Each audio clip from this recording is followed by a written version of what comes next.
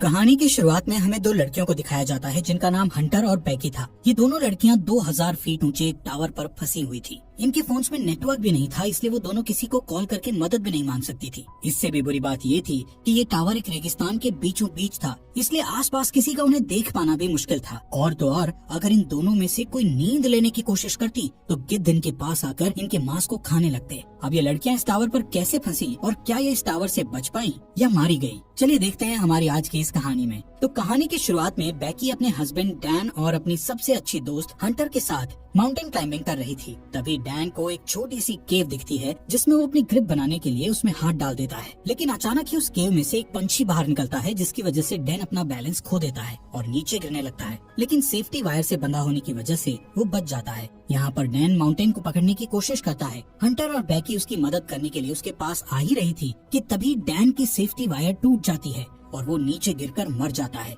यहाँ से scene present में 1 साल बाद दिखाया जाता है, जहाँ बैकी आज भी उस इंसिडेंट में मरे अपने हस्बैंड को याद करके बहुत दुखी थी। वो काफी ज्यादा ड्रिंक करने लगी थी, जिससे वो डिप्रेशन में थी। उसकी इस बात से उसके फादर जेम्स उसको लेकर काफी परेशान थे। वो बैकी को उस इंसिडेंट से मूव ऑन करने को कहते हैं, लेकिन बैकी उनकी कोई बात मानने को तैयार नहीं थी। एक दिन बैकी अपनी लाइफ से परेशान होकर बहुत सारी दवाइयाँ एक साथ खाकर सुसाइड करने की कोशिश करती है कि तभी उसके फोन पर हंटर का कॉल आता है, जिससे वो सुसाइड नहीं करती। अगले दिन हंटर उसके घर जाती है। हंटर बैकी को उस इंसिडेंट से बाहर निकालने के लिए उसको कहती है कि उसने B67 टीवी टावर पर क्लाइंब करने का प्लान बनाया है और जिसमें तू भी मेरे साथ क्लाइंबिंग करने चल रही है। अब क्योंकि हंटर जानती थी कि बैकी को एडवेंचर प्लेसेस पर जाना बहुत पसंद था और काफी लंबे समय से उसने कोई एडवेंचर भी नहीं किया था, बैकी जो इस टाइम काफी परेशान थी, इसलिए वो हंटर को क्लाइंबिंग करने से मना कर देती है। लेकिन नेक्स्ट मॉर्निंग जब वो किचन में रखी अपनी मेडिसिन लेने जाती है तो वो थोड़ा सोचते हुए डिसाइड करती है कि वो उसके साथ क्लाइंबिंग करने जाएगी। इसके बाद हंटर और बैकी दोनों उस टावर की ओर निकल जाते हैं।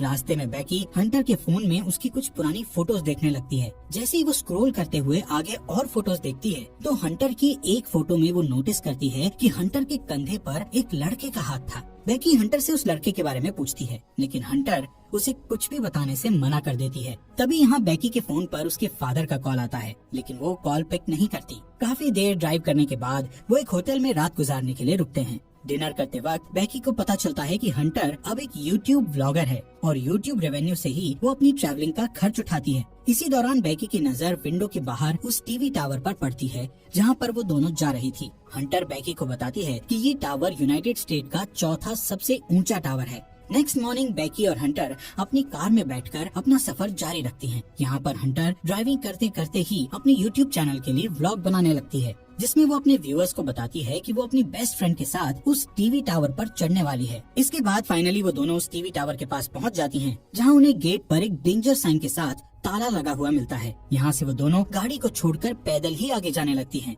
रास्ते में उन्हें कुछ गिद्ध एक मरे हुए जानवर को खाते हुए दिखाई देते हैं। हंटर इस चीज को भी अपने व्लॉग में रिकॉर्ड कर लेती है और उस मरे हुए जानवर की फोटो क्लिक करके अपने इंस्टाग्राम अकाउंट पर पोस्ट कर देती है, जिस पर उसे बहुत जल्द ही काफी लाइक्स मिल गए थे। कुछ देर बाद वो टावर तक पहुंच जाते हैं। यहाँ पर हंटर अपना व्लॉग बनाना बंद कर देती है। वहीं बैकी टावर की ऊंचाई देखकर डरने लगती है और उसे लगता है कि वो ये नहीं कर पाएगी, क्योंकि डैन के साथ हुए इंसिडेंट के बाद उसने कभी इतनी ऊंचाई का सामना नहीं किया था। लेकिन हंटर उसे उसका डर दूर करने के लिए कहती है, जिसके बाद हंटर सेफ्टी रोप को उसकी कमर से बांधकर टावर के ऊपर चढ़ना शुरू कर देती है। ये पूरा टावर काफी पुराना हो चुका था, जिस पर बुरी तरह से जंग लगी हुई थी। इस टावर की सीढ़ियाँ हिल रही थी और नट बोल्ट भी काफी लूज हो चुके थे। यहाँ पर ये दोनों काफी ऊपर तक चढ़ चुकी थी कि तभी बैकी के हाथ से सीढ़ी का एक पुराना हिस्सा टूटकर नीचे गिर जाता है, जिससे बैकी थोड़ा डर जाती है, लेकिन वो हिम्मत करके फिर से उस टावर के ऊपर चढ़ने लगती है। ऐसे ही धीरे धीरे वो आधे टावर तक पहुंच जाती है, यानी 1000 फीट ऊपर, जहां से शहर काफी छोटा दिखाई दे रहा था। ये दोनों यहाँ पर कुछ देर आराम करती हैं और पानी पीने के बाद फिर से क्लाइंबिंग करने लगती हैं। थोड़ी देर बाद वो 1800 फीट ऊपर पहुँच चुकी थी और अब उन्हें सिर्फ 200 फीट ही ऊपर चढ़ना था। बैकी इतना ऊपर चढ़कर काफी डरने लगती है, क्योंकि वहाँ हवा बहुत तेज चल रही थी और सीढ़ियाँ भी काफी पुरानी होने की वजह से हिल रही थी। वो हंटर से कहती है कि अब उन्हें वापस नीचे जाना चाहिए, लेकिन हंटर उसे बोलती है कि अब इतनी ऊपर आकर उन्हें हार नहीं माननी चाहिए। जिसके बाद वो वापस से ऊपर चढ़ने लगती हैं। यहाँ से टावर के ऊपर चढ़ने का रास्ता काफी खतरनाक था। रास्ते में लगी कुछ डिस्क को हंटर ने काफी आसानी से पार कर लिया था और अब वो बैकी को भी उन्हें पार करने में मदद कर रही थी। अब जैसे जैसे वो ऊंचाई पर जा रही थी वैसे वैसे हवा का प्रेशर भी बढ़ता चला जा रहा था, जिससे बैकी और ज्यादा डर रही थी। इसी बीच सीढ़ी के पुराने नट बोल्ट एक एक करके अपने आप निकलने लगते हैं, लेकिन इस बात से अनजान वो दोनों ऊपर चढ़ना जारी रखती हैं और फाइनली वो दोनों टावर के टॉप पर पहुंच जाती हैं, जहां एक और नट बोल्ट खुलकर नीचे गिर चुका था। यहाँ पर हंटर दोबारा से अपना व्लॉग बनाना शुरू करती है और वीडियो में अच्छे शॉट्स लेने के लिए वो ड्रोन कैमरा का इस्तेमाल करती है। थोड़ी देर बाद हंटर अपने व्यूअर्स को और अच्छा कंटेंट देने के लिए बैकी को ड्रोन का रिमोट पकड़ाकर खुद उस टावर के सहारे एक हाथ पर लटक जाती है। शॉट्स लेने के बाद वो वापस से ऊपर आती है और सेम यही चीज बैकी को भी करने के लिए कहती है, लेकिन बैकी उसे ऐसा करने से मना कर रही थी, जिस पर हंटर उससे कहती है कि उसका डर भगाने का ये सबसे बड़ा मौका है। जिसके बाद बैकी हंटर का हाथ पकड़कर वही स्टंट करती है और हंटर उसकी सेल्फी लेने लगती है। इसके बाद बैकी वापस से ऊपर आ जाती है। यहाँ पर बैकी अपने हस्बैंड डैन की अस्थियों को लेकर आई थी और डैन को याद करती हुई वो उसकी अस्थियों को यहाँ विसर्जित कर देती है। इस मोमेंट पर बैकी और हंटर दोनों काफी इमोशनल हो गई थी। इसके बाद वो डिसाइड करते हैं कि अब उन्हें वापस जाना चाहिए, इसलिए वो अपने सेफ्टी वायर को खुद से कनेक्ट करती हैं और बैकी नीचे जाना शुरू कर देती है। लेकिन जैसे ही वो पहला कदम सीढ़ी पर रखती है तो सीढ़ी टूट जाती है और वो सीढ़ी के साथ साथ नीचे गिरने लगती है, लेकिन हंटर किसी तरह उसे पकड़कर वापस ऊपर खींच लेती है। यहाँ पर बैकी मौत के मुंह से बचकर आई थी, जिससे वो जोर जोर से डर के मारे रोने लगती है और अचानक दोनों हंसती हैं। नीचे देखने पर उन्हें पता चलता है कि अब उनके नीचे उतरने के लिए कोई सीढ़ी ही नहीं है। वो दोनों अपने अपने फोन को चेक करती है, लेकिन उनके फोन में कोई नेटवर्क नहीं था और उनका बैग भी नीचे टावर डिस्क पर गिर चुका था, जिसमें उनके खाने पीने का सामान था।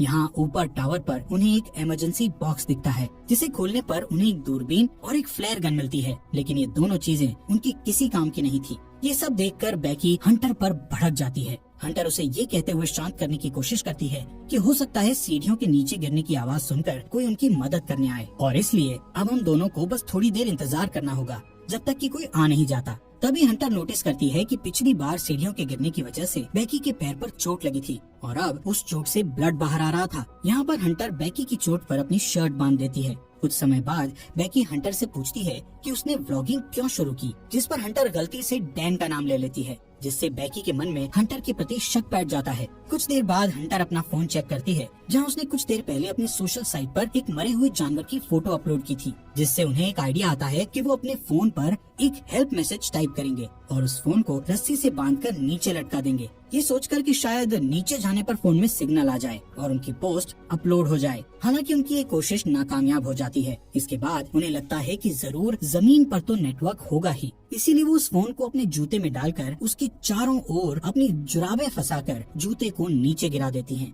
यहाँ टावर पर अचानक बैकी का ध्यान हंटर के दूसरे पैर पर जाता है, जहाँ 143 का टैटू बना हुआ था, जिसे देखकर उसे याद आता है कि उसका हस्बैंड डैन हमेशा उसे आई लव यू कहने के लिए 143 कोड का इस्तेमाल करता था। लेकिन बैकी इस चीज को भी इग्नोर करके इस टावर से नीचे उतरने के लिए कोई और आइडिया सोचने लगती है। थोड़ी देर बाद उन दोनों को दूरबीन से नीचे जमीन पर टावर के पास से गुजर रहा एक आदमी और उसका डॉग दिखाई देते हैं, जिससे वो उस आदमी से मदद के लिए चिल्लाने लगती है, लेकिन इतनी ऊंचाई होने के कारण उनकी आवाज नीचे नहीं जाती। यहाँ नीचे हम देखते हैं कि हंटर ने जो फोन जूते में डालकर नीचे फेंका था वो पूरी तरह से टूट चुका था और अब उनका ये प्लान भी फेल हो चुका था। वो आदमी वहाँ से जाने लगता है। ये देखकर बैकी हेल्प के लिए चिल्लाते हुए अपने दोनों जूते उस आदमी पर नीचे फेंक देती है, ताकि उस आदमी का ध्यान ऊपर की ओर उन पर आ जाए। लेकिन वो आदमी ये नोटिस नहीं करता, क्योंकि वो किसी से कॉल पर बात कर रहा था। इसके बाद बैकी वो फ्लेयर गन चलाने लगती है, लेकिन हंटर उसे ये कहते हुए फ्लेयर गन चलाने से मना कर देती है कि अभी दिन का समय है, इसलिए किसी को भी फ्लेयर गन का पता नहीं चलेगा। इसी दौरान वो दो और आदमियों को वहाँ थोड़ी दूर नोटिस करती हैं, जो यहाँ पार्टी करने के लिए आए थे। उन्हें देखकर वो दोनों डिसाइड करती हैं कि थोड़ा अंधेरा होने पर वो इस फ्लेयर गन का इस्तेमाल करेंगी, ताकि वो लोग उन्हें नोटिस कर सकें। कुछ देर बाद रात हो जाती है और बैकी फ्लेयर गन का इस्तेमाल करती है, जिससे वो दो आदमी उन्हें देख लेते हैं। यहाँ पर बैकी और हंटर अपने हाथ हिलाते हुए और जोर जोर से चिल्लाकर उनसे मदद मांगने की कोशिश करती है। इसके बाद वो दोनों दूरबीन से देखते हुए नोटिस करती है कि वो दोनों आदमी हंटर की कार के पास जा रहे थे, जिसे देखकर दोनों खुश हो जाती हैं। लेकिन उनकी मदद करने के बजाय वो आदमी उनकी कार को चुराकर वहाँ से भाग जाते हैं। ये देखकर वो दोनों काफी दुखी हो गई थी और अब उन्हें जल्दी से कोई नया आइडिया भी समझ नहीं आ रहा था कि अब वो क्या करे। यहाँ पर बैकी हंटर से उसके पैर के टैटू के बारे में पूछ ही लेती है, जहाँ हंटर ये रिवील करती है कि उसका डैन के साथ 6 महीने तक अफेयर रहा था। इसके लिए वो उससे माफी मांगती है कि उसने उसके हस्बैंड के साथ हुकअप करके काफी बड़ी गलती करी। हंटर बताती है कि डैन उसे अच्छा लगता था और वो उससे प्यार भी करती थी, लेकिन डैन बैकी से ज्यादा प्यार करता था।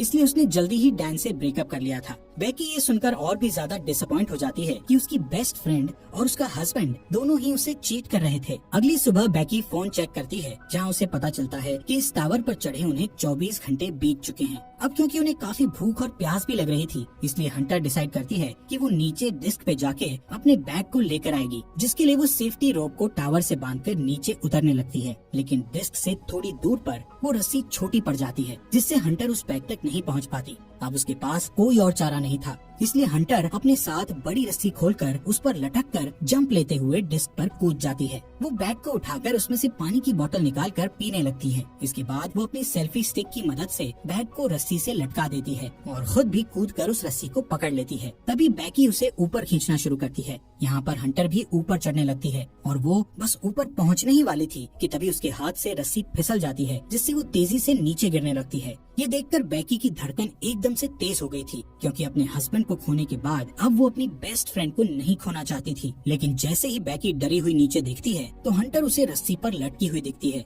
हालांकि हंटर के हाथों में काफी चोट लग गई थी, इसलिए बेकी अपनी पूरी ताकत लगाकर हंटर को टावर के ऊपर खींच लेती है। थोड़ी देर बाद बेकी एक हेल्प नोट लिखकर ड्रोन में फंसा देती है और ड्रोन के सहारे पास के होटल तक पहुंचने की कोशिश करती है। लेकिन ड्रोन में बैटरी कम होने की वजह से वो ज्यादा दूर नहीं जा सकता था, इसलिए वो उसे वापस अपनी ओर ले आती है। यहाँ अब फिर से वो दोनों टावर पर हेल्पलेस थी। रात में बेकी को एक भयानक सपना आता है, जिसमें वो देखती है हंटर की उस टावर पर ही मौत हो गई और गिद्ध हंटर के शरीर को खा रहे हैं। इससे वो डरी हुई उठती है और तब उसे पता चलता है कि ये बस एक बुरा सपना था। नेक्स्ट मॉर्निंग बेकी के दिमाग में एक आइडिया आता है कि वो टावर के ऊपर लगी लाइट से ड्रोन को चार्ज कर सकती है। इसके बाद वो टावर के पोल पर चढ़कर जैसे ही ड्रोन चार्जर को प्लग में लगाती है तो वो देखती है कि वो प्लग काफी लूज था, इसलिए बेकी को ऊपर लटके हुए ही उस चार्जर को पकड़े रखना पड़ता है जब तक कि ड्रोन की बैटरी फुल चार्ज नहीं हो जाती। काफी टाइम से उस पोल को पकड़े रहने की वजह से बेकी के हाथ धीरे धीरे करके सुन्न पड़ने लगे थे और इससे भी बुरी बात ये थी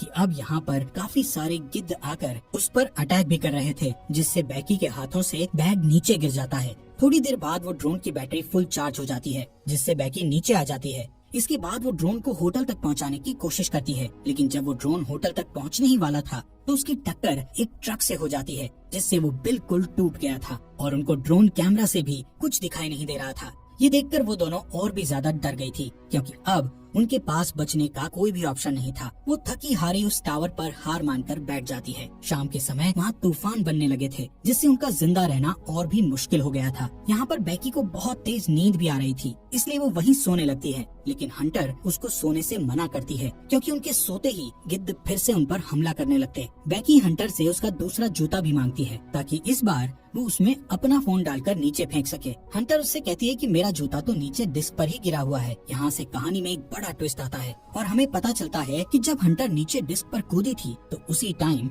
डिस्क पर गिरने से उसकी मौत हो गई थी और उसके बाद से बेकी अकेले ही सरवाइव कर रही थी। बेकी को हेलुसिनेशन होने लगे थे, जिसमें वो हंटर की प्रेजेंस को इमेजिन कर रही थी। रात में बेकी तूफान में सरवाइव करने के बाद अपने फादर के लिए एक वीडियो मैसेज रिकॉर्ड करती है, जिसमें वो बताती है कि वो वापस घर आना चाहती है। वहीं दूसरी ओर उसके फादर जेम्स भी उसको लेकर बहुत परेशान थे। अगले दिन जब बेकी इस टावर पर सोई हुई थी तब एक गिद्ध आकर बेकी की चोट पर से उसका मांस खाने लगता है, लेकिन अब क्योंकि बेकी को काफी भूख लग रही थी इसलिए वो उस गिद्ध को जोर से पकड़कर टावर के मेटल से उसे जान से मारकर खाने लगती है, जिससे उसमें थोड़ी जान आती है और वो रस्सी के सहारे नीचे डिस्क पर उतरती है, जहाँ हंटर की डेड बॉडी पड़ी थी। इसके बाद वो अपने डैड जेम्स को मैसेज करती है कि वो इस टावर पर फंसी हुई है और अपने फोन को हंटर के जूते में डाल देती है, लेकिन इस बार वो उस जूते को हंटर की डेड बॉडी में घुसाकर उसकी डेड बॉडी को नीचे फेंक देती है। इसके बाद रात में उसके फादर जेम्स को बेकी का मैसेज मिलता है और वो जल्दी से पुलिस को कॉल करके वहाँ टावर तक पहुँचता है। अब जैसे ही वो उस टावर तक पहुँचता है तो देखता है कि पुलिस एक डेड बॉडी को कवर कर रही थी। ये देखकर उसे लगता है कि ये उसकी बेटी बेकी की डेड बॉडी है जो जिंदा नहीं बच पाई।